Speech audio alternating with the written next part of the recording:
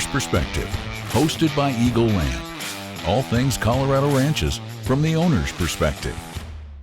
Well, good morning and welcome to the Owner's Perspective. I'm Joey Burns and this is Brayden Burns, and we are here to talk to you about an exciting new listing that we have called the Montrose Alpine Ranch. Super cool place. Why don't you tell us just kind of where's Montrose Alpine Ranch located? Well, the Montrose Alpine Ranch is a property that is 782 acres, and it is just south of Montrose and then just a bit east, up on basically the west face of the Cimarron Ridge. This is a property that is as close to the aspen and high elevation that you can be at, and be as close to Montrose as you possibly can be. What really differentiates the Montrose Alpine Ranch from another high elevation ranch in the area? Well, Montrose is a bowl, and so when you land in Montrose, you're at 5,800 feet at the airport, and then it's a big valley, so you can go in multiple directions and get to higher elevation ranches. And so even though you're at 5,800 feet, you've got to get to about 8,500 feet to get up into the aspen trees. This is a property that is really a summer use ranch. It's a hunting ranch. It's not a year-round property that you can get to with a normal vehicle. So we're not normal, and we have things like snowcats and rangers on tracks, and a lot of people have that now. So they'll access their properties in the wintertime. But this is really a seasonal property. And the neat thing about when you get into the aspen trees, it really comes with other things. So, for example, the aspens won't grow unless there's a lot of moisture. And so this is a property that sits really on a north slope, and that north slope is really wetter. It has more shade. And about 30 years ago, this ranch was timbered. So about 80-90% of this place is covered in aspen trees.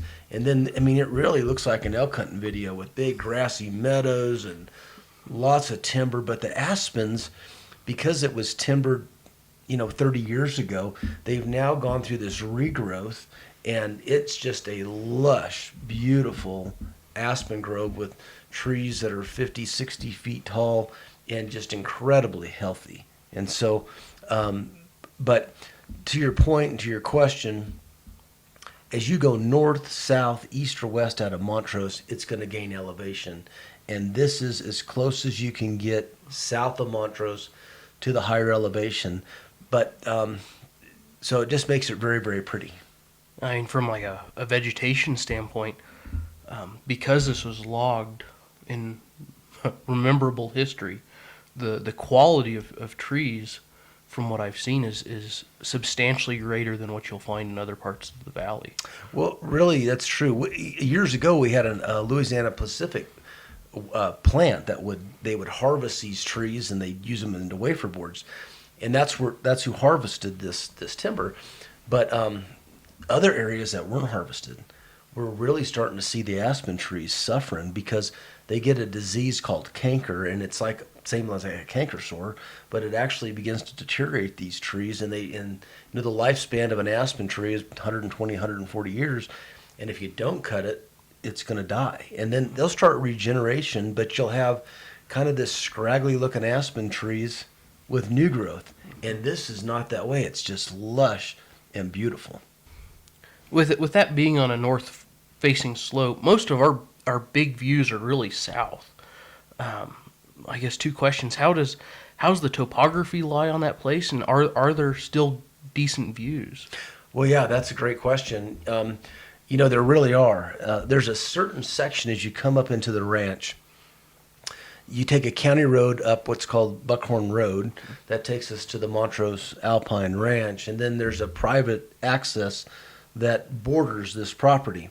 Well, as you start going into the property, there's enough of a south-facing slope and a west-facing slope that allows you to have just dynamic views. So this property actually has an unobstructed southern view of the Sniffles Range, which is one of the most photographed ranges in the world. So you have this dynamic view that's beautiful. But then as you go over the ridge, you fall off onto the north slope, where as soon as you break the ridge, it's like a whole different ecosystem. It's just lush and wet. And so there's a series of lakes in Montrose, as you head out of Montrose, called Buckhorn Lakes. And Buckhorn Lakes is a public fishery. And if you would continue up that Buckhorn Road, as I mentioned, and went past the entrance and went to the top, you would go up to Buckhorn Lakes. And that's one of the features about this property, that you can leave this on a Ranger or a side-by-side and drive right up to Buckhorn Lakes and fish. And it's a beautiful camping area, but those lakes drain off the top of the mountain and come right down through this property. So there are numerous ponds and streams and I say streams, like little creeks going through that feed these ponds. But the property has an immense amount of moisture and great ponds, great feed. So all that works into vegetation, habitat, which goes very well for livestock and also hunting. So It amazed me when we were up taking photos.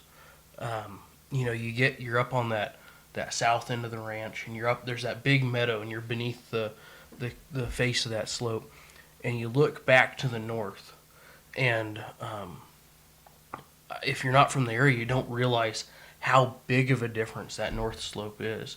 As you look back to the north and you see, the Water Dog Squaw Hill area, it's a totally different vegetation class. It's pinyon trees and oak brush, and you're almost looking at the same elevation, but it's two totally different worlds. just amazing what sunlight and moisture gets you, But really is. The neat thing, when I was thinking, you were talking about looking to the north, one of the things that's very different about this property is you look to the north, as that sun sets, rises in the east, and it sets in the west, so it's shining back to the east, and you're looking back kind of northeast.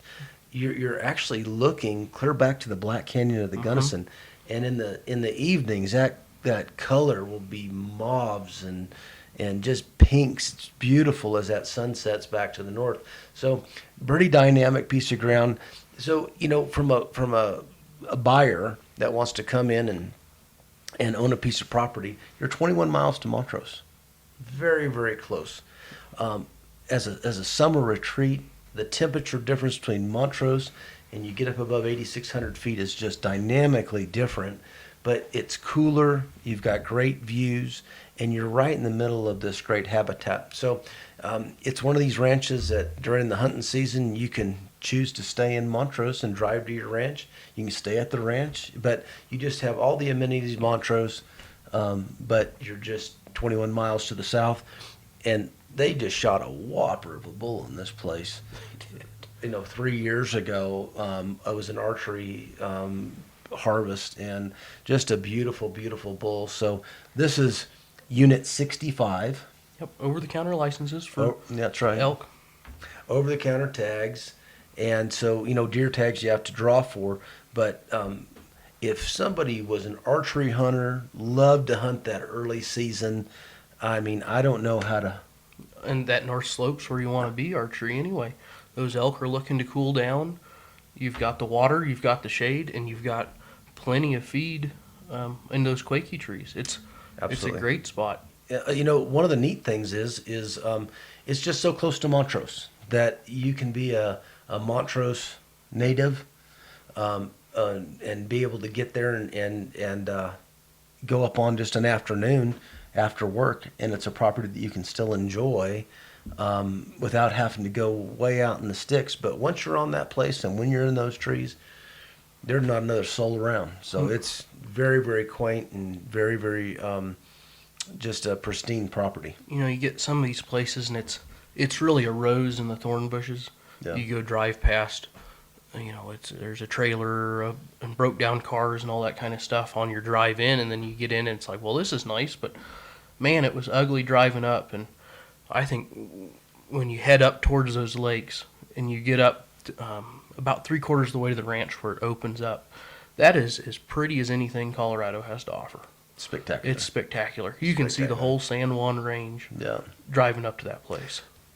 As we're getting here towards the end, What do you know about comparable sales in the area near the ranch?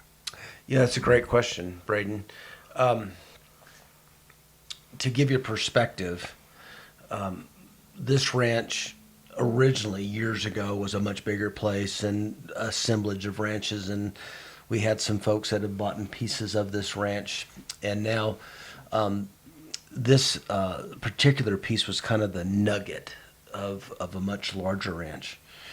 And the owner who purchased it thought maybe he should divide the ranch into some smaller pieces. And so we actually sold one 35-acre parcel off this property. So to give you perspective, it sold for over $10,000 an acre. Oh my gosh. And that property that sold had very good views, was still no utilities, so it was off-grid, no year-round access. It actually adjoins this piece of property. And so from a buyer who's looking at a piece and says, man, the reason it sold for that much money is because there were other comparable sales that justified that value. So from an owner that looks at this and says, man, here's 782 acres. Is there an upside to it? A piece that was on this property actually sold off. It really doesn't hurt what's left, but that piece actually sold for over $10,000 an acre. So there really is quite a bit of meat on this bone. Now, I'm a lover of land. I mean, to me, when I can take this piece and market it in one piece, it's so much better. I mean, I know that there's smaller pieces and there's economics and everything else, but I'll just tell you, when you get on the land and you can hold it together, it's so valuable to me because it's so difficult to put it back together. And there are times where there's divisions that make a lot of sense. There's a road or something, and it just makes sense to sell something off. But in this case, this 782 acres, the Montrose Alpine Ranch, is so pristine and so well accommodating that if somebody bought it, there's value there. Mm-hmm. There is value. There is so much value. But holding this as one piece, this close to Montrose with this ability, is so hard to find that I just hope it stays just the way it is. I was so excited when I saw the listing agreement come through. That it was for the whole thing. This is it. It's a elk sanctuary. It's one of those places that together is just it builds off of itself. It's absolutely stunning. But you know, a couple weeks ago we did analysis in the office, and we kind of came up with across the board what we've seen over the last 30 years is about 3 to 4% increase in value. So it's like a blue chip stock or a bond. You know, it's a safe investment that barely beats inflation or beats inflation, unless there is a potential for an upstroke, like a place that has in the development corridor or river or was unirrigated and now it is. You build them up, bringing pieces together, or you split the pieces apart and you add value by the way you manage it. This is really, it sounds like a place that has that kind of that back pocket key of there's additional value beyond just the 3 to 4% compounding increase that we usually expect. You know, I represent a very wealthy individual, and he's a collector of very high-end cars. And I spoke with him one time, and it's the rarity that builds value. So when you get into the wealth industry and you start talking about, why do these guys buy art? Why do they buy gold? But they don't just buy gold. They buy the rarest coins you can possibly buy. They buy beachfront property, the A++ property, because those are the values that you find. The Montrose Alpine Ranch is that A+ property. It has the views, it has the timber, it has the elevation. And many times I sit down with somebody and they say, what's the value of my property? How's this? And I say, well, go look to the right. Now go to the left. Is there anything around you that kind of looks like yours? And I'm like, well, yeah, it's replaceable. Mm-hmm. You go up on this place and say, look to the right, look to the left. What else can you find like this? It's irreplaceable. And so the value is the rarity. and the exclusivity of this piece of property as close to town with this kind of timber.